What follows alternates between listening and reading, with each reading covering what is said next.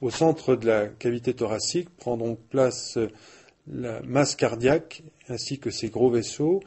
Et dans un premier temps, nous allons montrer la morphologie externe de ce volume cardiaque ainsi que des gros vaisseaux au-dessus et en dessous de lui. Le cœur est une double pompe située entre la circulation systémique, c'est-à-dire la circulation générale, et la circulation pulmonaire. Voici une pièce de dissection représentant l'ensemble de la masse cardiaque. Le cœur est un muscle creux avec 4 cavités. Il y a 2 cavités d'admission qu'on appelle atria ou oreillettes et 2 cavités d'éjection qui sont les ventricules. Voici un schéma un peu simpliste qui résume cette double circulation. La circulation systémique va donc conduire le sang depuis le cœur jusque vers les viscères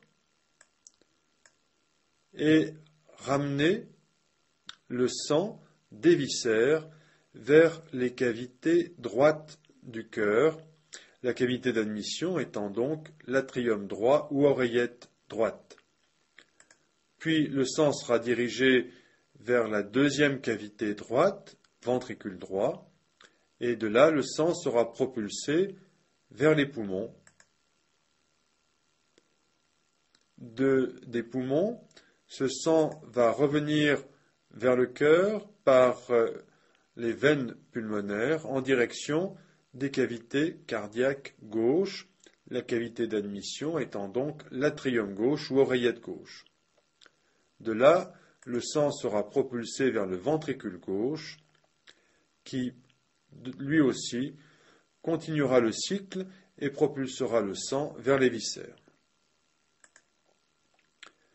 Voici les abréviations de ces cavités.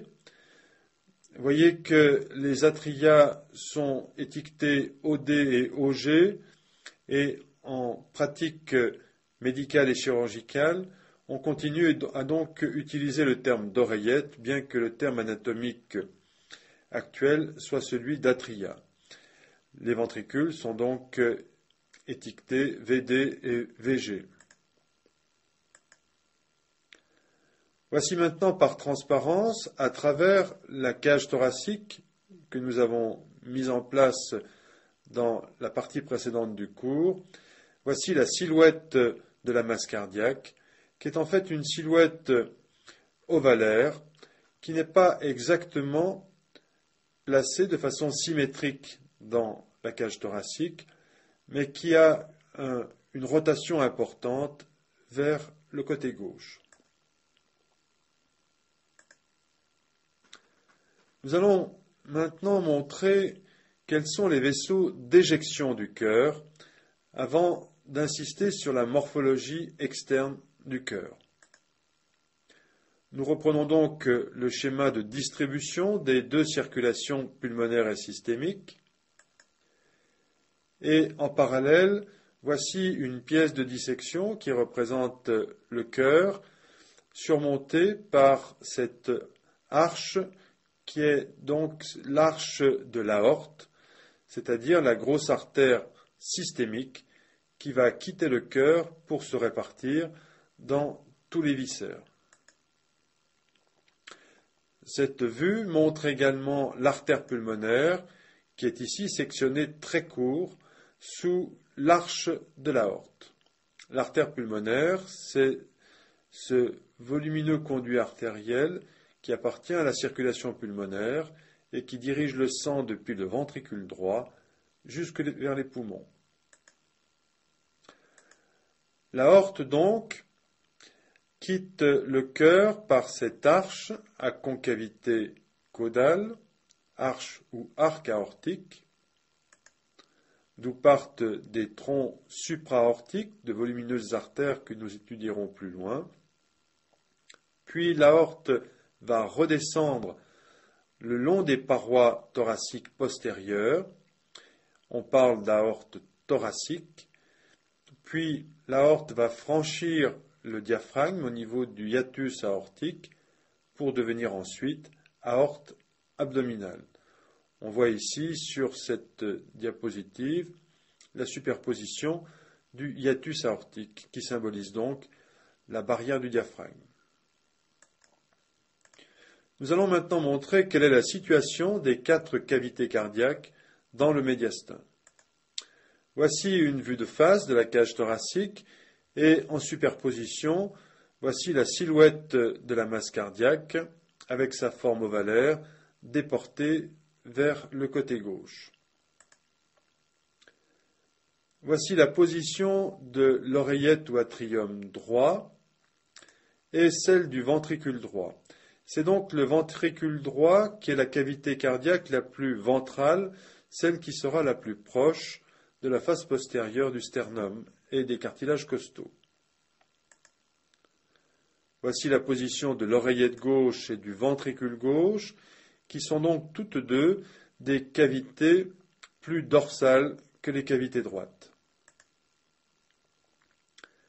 En bleu, nous marquons ici la position du plan atrio-ventriculaire, c'est-à-dire le plan de séparation des atria en arrière et des ventricules en avant. Et en rouge maintenant, le plan septal, c'est-à-dire le plan qui va séparer l'ensemble des cavités gauches des cavités droites. Enfin, voici la position de l'apex du cœur, c'est-à-dire encore la pointe du cœur, qui est donc largement déportée vers le côté gauche et qui est en fait la partie la plus effilée du ventricule gauche. À la face inférieure du volume cardiaque, ces deux plans, bleu et rouge, plan atrio-ventriculaire et plan septal, forment une croix profonde qui s'enfonce dans le muscle cardiaque qu'on appelle la croix des sillons et qui est un repère anatomique très important. Le diamètre transversal du cœur est d'environ 10 cm. Le diamètre crânio-caudal est de 9 cm. Et le plus grand diamètre, le diamètre sagittal, est donc de 12 cm. Le cœur est donc un muscle qui pèse de 260 à 270 grammes selon le sexe. On décrit au cœur 5 faces qui nous permettront plus loin d'insister sur les différentes structures cardiaques et qui formeront en fait les 5 chapitres de ce cours. Voici donc la vue ventrale du thorax avec la silhouette du cœur. On positionne l'apex cardiaque, donc la pointe du ventricule gauche, et on représente par cette double flèche rouge un plan de coupe transversal qui est maintenant ici représenté.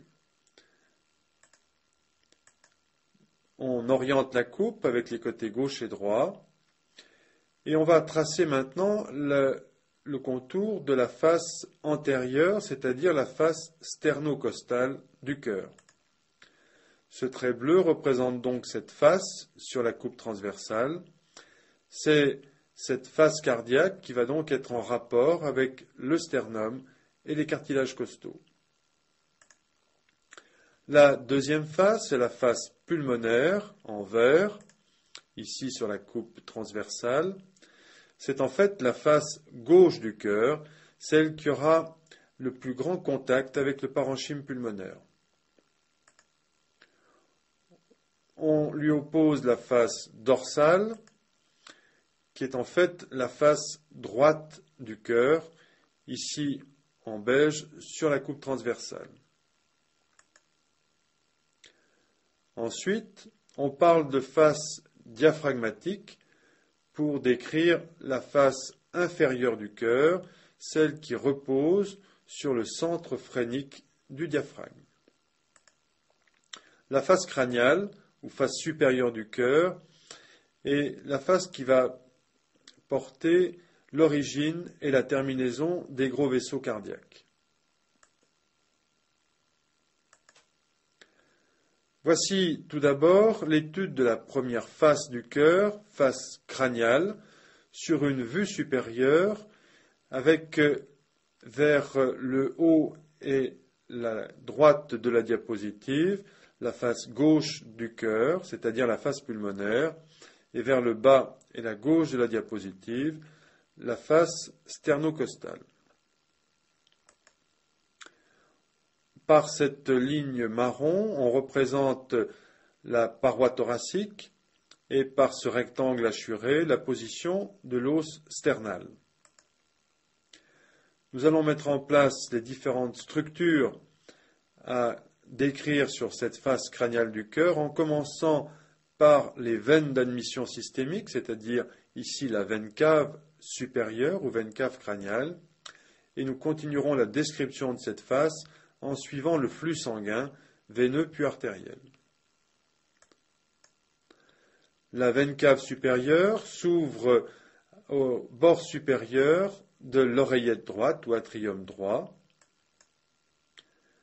Puis, dans le prolongement de cette cavité, nous trouvons la cavité du ventricule droit qui se termine par le tronc pulmonaire et donc l'artère pulmonaire qui dirigera le sang vers les deux poumons gauche et droit. Le sang pulmonaire va rejoindre l'oreillette gauche qui dirigera le sang oxygéné vers le ventricule gauche qui lui-même propulsera le sang dans l'aorte et son arc. À la surface du cœur, on repère des sillons. Celui qui est le plus dorsal, c'est le sillon interauriculaire, qui est facilement repérable à la surface de la masse cardiaque. Et perpendiculaire à ce plan, le sillon coronaire, qui est en fait le repère de surface de la ligne de partage des atria et des ventricules. Enfin, on repère ici le sillon interventriculaire qui sépare donc les ventricules gauche et droit. Et l'on insiste de nouveau sur l'apex du cœur, qui est donc la pointe du ventricule gauche, qui est donc plus à gauche que ce sillon interventriculaire. Voici maintenant la description de la face sternocostale du cœur, c'est-à-dire celle qui apparaît immédiatement dans le plan sous-jacent aux espaces osseux du sternum et aux cartilages costaux. On représente ici cette face par transparence à travers la paroi ventrale de la cage thoracique. Voici donc la face sternocostale.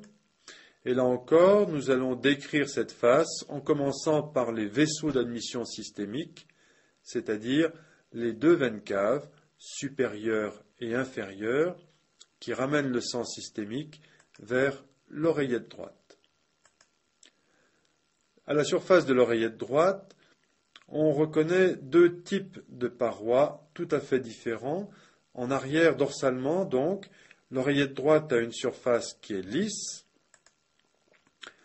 Puis, au-delà d'une limite verticale qu'on appelle le sulcus terminalis, la paroi de l'oreillette droite est pectinée, c'est-à-dire peignée avec des replis qui traduisent une paroi musculaire, alors que la paroi lisse est dépourvue de fibres musculaires.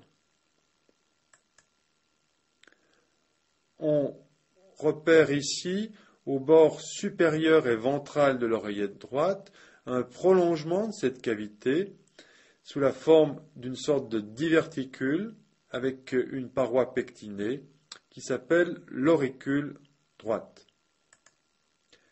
Puis, l'espace cardiaque qui occupe le plus grand volume est ici le ventricule droit, celui qui est le plus près de nous sur le schéma, et donc la cavité qui est la plus proche de la paroi thoracique antérieure.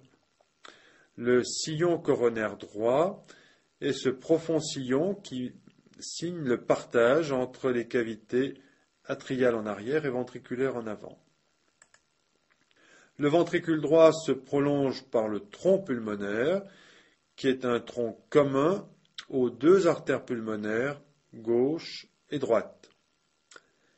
Sur ce schéma, vous voyez que l'artère pulmonaire gauche est plus courte, que l'artère pulmonaire droite est plus longue, qu'elle va passer sous l'arc de l'aorte, qu'elle va passer derrière la veine cave supérieure et qu'elle apparaît déjà divisée sur le schéma à partir du bord droit de la veine cave supérieure.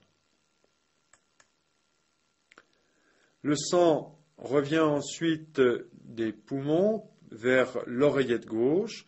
Sur cette face sternocostale, l'oreillette gauche n'apparaît pas, à l'exception de son petit diverticule qui est ici l'auricule gauche, symétrique de l'auricule droit de l'atrium droit. Voici ici le ventricule gauche, séparé du ventricule droit par le profond sillon interventriculaire antérieur et la position de l'apex du cœur. Le sang est ensuite propulsé dans l'aorte et son arc. L'arc comprend une partie ascendante ou aorte ascendante, une portion horizontale, d'où partent trois volumineux troncs artériels. Et voici ici en cartouche la pièce anatomique qui correspond à ce schéma. Le premier tronc artériel est le tronc artériel brachiocéphalique ou TABC. Vient ensuite l'artère carotide commune gauche, puis l'artère subclavière gauche. L'artère carotide commune gauche naît au sommet de la convexité de l'arc aortique. Ensuite, il y a une zone rétrécie qu'on appelle l'isthme aortique, qui est immédiatement placée avant l'aorte descendante du thorax. Voici maintenant la présentation de la face pulmonaire du cœur, c'est-à-dire la face gauche du cœur. Là encore, nous allons conserver le sens du flux sanguin pour décrire ces structures et nous allons commencer par la mise en place de la veine cave inférieure qui rejoint l'oreillette droite qui ne peut pas apparaître sur ce schéma parce que trop postérieure. Des cavités droites, nous ne voyons pas non plus le ventricule droit et simplement le tronc pulmonaire avec sa division en artère pulmonaire gauche et artère pulmonaire droite. Le sang revient des poumons par les veines pulmonaires et ce schéma nous permet de voir uniquement les veines pulmonaires gauches. Il y en a deux, une veine pulmonaire supérieure gauche, veine pulmonaire inférieure gauche. Toutes les veines pulmonaires convergent dans l'oreillette gauche et au premier plan du schéma, on voit ici son prolongement diverticulaire, c'est l'auricule gauche. Le ventricule gauche occupe la plus grande partie de ce schéma et le ventricule gauche est séparé de l'oreillette gauche par le sillon coronaire gauche. Voici l'apex du cœur. Le sang contenu dans le ventricule gauche sera propulsé vers l'aorte ascendante, puis horizontale, puis descendante. On marque ici la position du sillon interventriculaire antérieur, c'est-à-dire le sillon entre ventricule gauche et ventricule droit. Enfin, en vert apparaît ici une structure ligamentaire qu'on appelle le ligament artériel qui correspond à un résidu embryonnaire tendu entre la division du tronc pulmonaire et la partie inférieure de l'arc aortique. Ce ligament est montré ici sur le schéma, sur la vue de dissection en cartouche. Voici maintenant représentés sur un seul et même schéma les faces dorsale et diaphragmatique du cœur. La partie gauche des cavités cardiaques est donc sur la gauche du schéma. Et en bleu, on insiste ici sur la surface qui repose sur le diaphragme, c'est-à-dire sur la face diaphragmatique du cœur.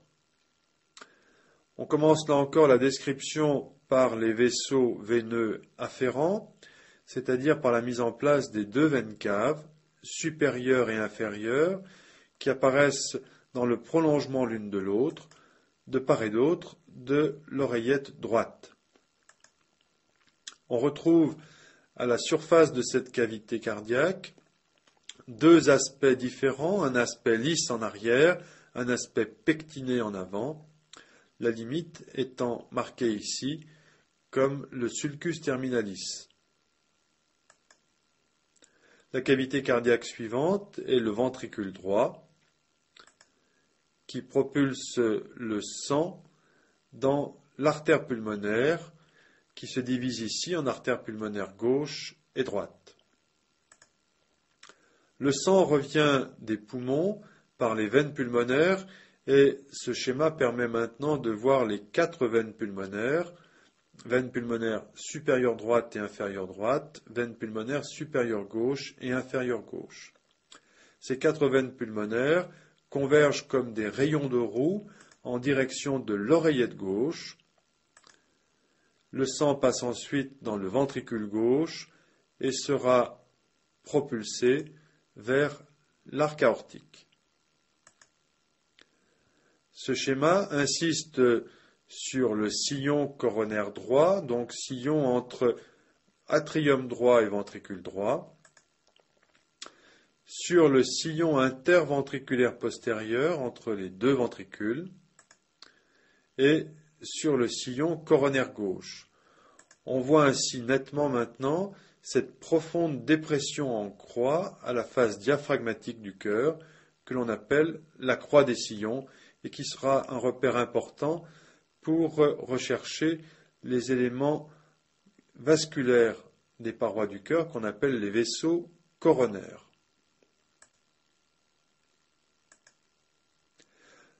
Voici maintenant une organisation tridimensionnelle des quatre cavités.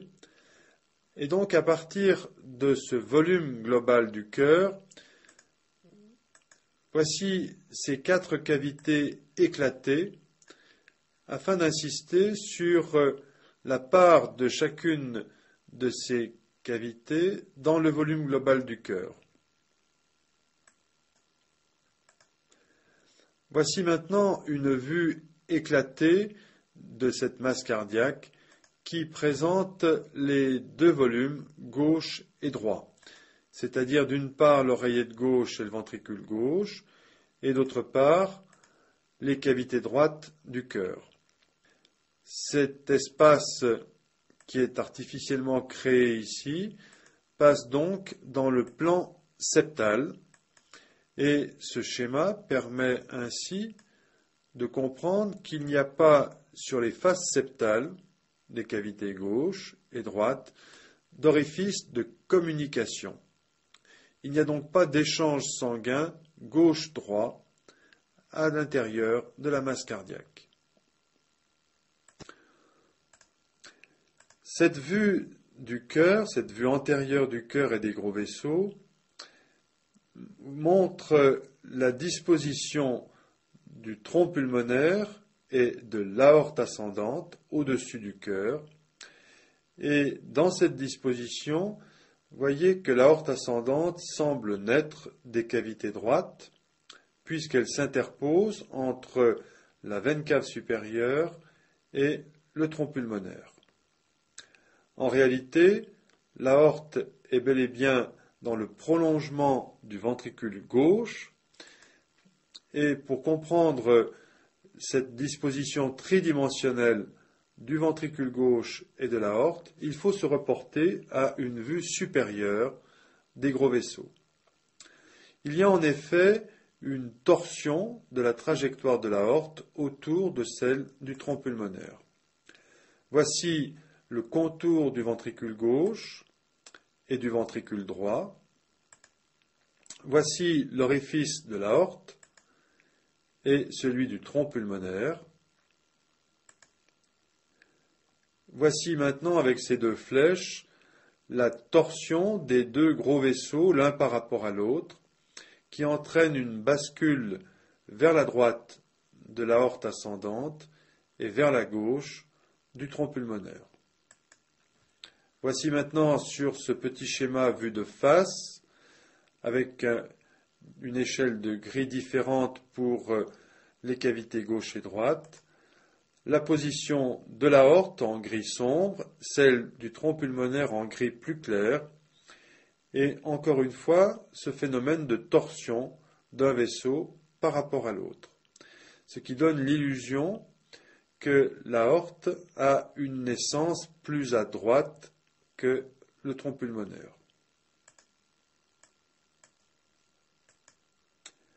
Voici maintenant une vue éclatée dans le plan atrio-ventriculaire.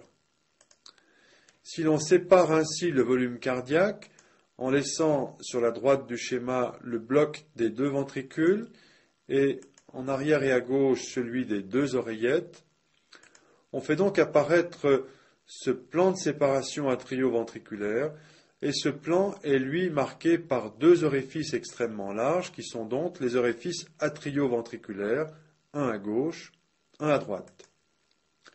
Il y a donc de chaque côté, au niveau de chacun des cœurs, cœur gauche et cœur droit, une communication atrio-ventriculaire. Voici maintenant une présentation de la silhouette du cœur sur une radiographie thoracique simple du thorax vue de face. Pour faciliter l'interprétation de la radiographie, on va tracer deux lignes obliques jaunes qui représentent la position des deux clavicules et une double ligne courbe qui représente la position des deux coupoles du diaphragme, gauche et droite. Voici maintenant la silhouette du cœur et des gros vaisseaux au-dessus et en dessous du cœur. Il y a à la surface de ces volumes des arcs, des courbes qui sont constantes, qu'il faut savoir rechercher, car toute modification de ces contours ou disparition de ces contours signe l'existence d'un phénomène pathologique. Du côté gauche, il existe 4 arcs, avec ici le premier arc, puis le second, le troisième arc qui est le plus discret, et le plus volumineux étant le quatrième arc gauche. À droite, on décrit seulement 2 arcs qui sont beaucoup moins marqués, un arc supérieur, premier arc, et un arc inférieur ou deuxième arc. Enfin, si l'on prolonge le trait du deuxième arc, à droite, on peut voir parfois sur une radiographie normale les contours de la veine cave inférieure juste au-dessus du diaphragme. Voici maintenant l'interprétation de la silhouette cardiaque sur la radiographie thoracique de face. Nous avons montré sur cette radiographie quels étaient les contours avec ces 4 arcs à gauche et 2 arcs à droite. Voici maintenant la correspondance de ces arcs avec les structures anatomiques que nous avons décrites. Le premier arc gauche correspond à l'arc aortique, plus exactement à la portion horizontale de l'arc aortique. Le deuxième arc gauche est en fait le bord gauche du tronc pulmonaire, juste avant sa division en artères pulmonaires gauche et droite. Le troisième arc gauche est en fait formé par l'auricule gauche, juste au-dessus du quatrième arc, qui est le bord gauche du ventricule gauche. Ce quatrième arc se termine au niveau de la coupole diaphragmatique gauche. Du côté droit, le premier arc correspond soit au bord droit de la veine cave supérieure, soit parfois à l'aorte ascendante qui peut être un peu déroulée vers la droite et déborder la veine cave sur son bord droit. Le deuxième arc droit correspond au bord latéral droit de l'oreillette droite.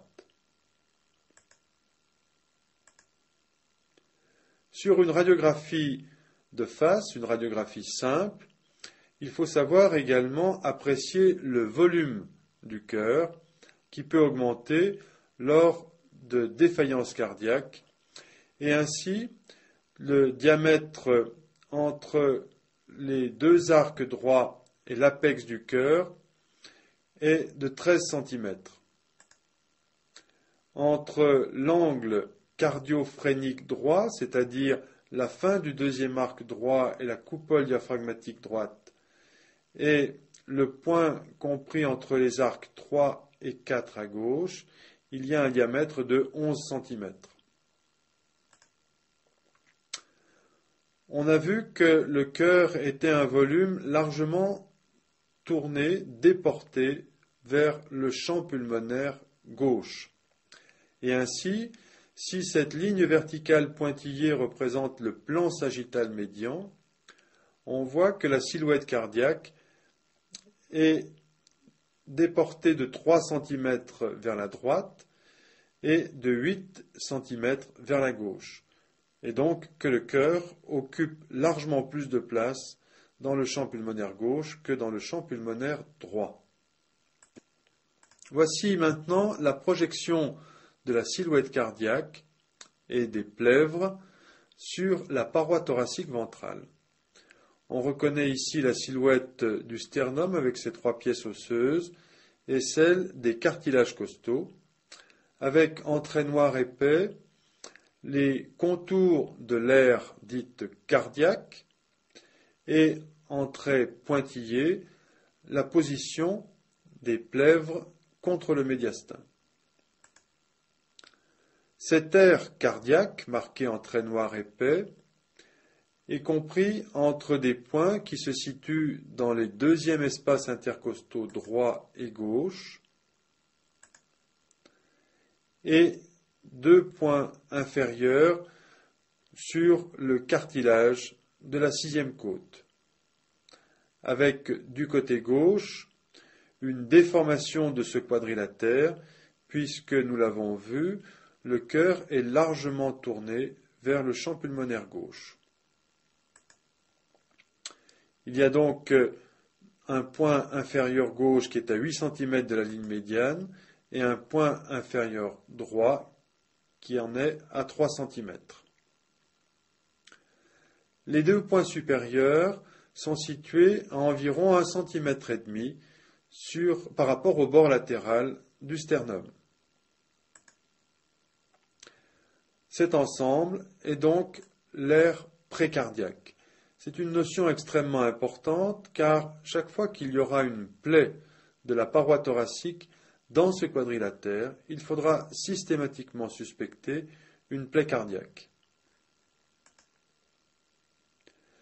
Voici maintenant en pointillé à droite la limite de la plèvre médiastinale droite, la plèvre qui est donc plaquée contre le médiastin à droite et qui délimite un cul-de-sac qu'on appelle le récessus pleural droit. Cette ligne à gauche est celle qui représente le récessus pleural gauche qui est dû à la plèvre médiastinale à gauche.